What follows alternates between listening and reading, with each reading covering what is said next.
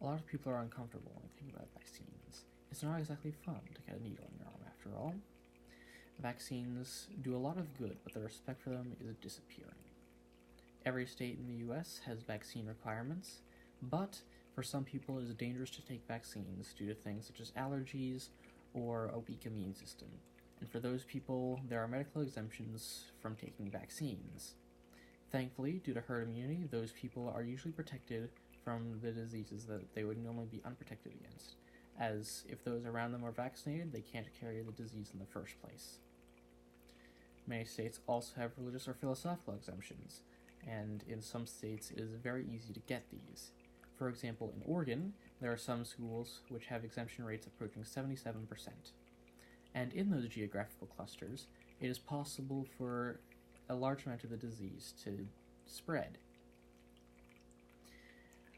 Society has become very complacent because these diseases have been mostly eradicated by vaccines, and as such they don't know the horrors they can cause. For example, when polio was still rampant, my dad would take care of a man named Frederick, who due to polio was paralyzed from the neck down and had to live his life in an iron lung machine. Outside of the US, most places do not mandate vaccines.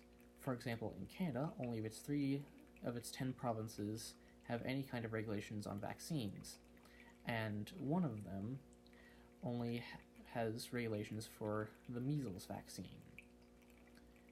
And, speaking of measles, in 2019, the US has seen its highest rate of measles cases in the last 20 years.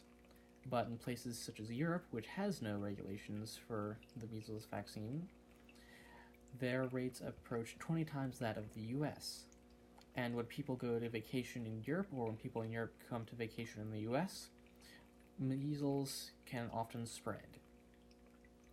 Vaccines do a lot of good, not just for the people taking them, but for those around them.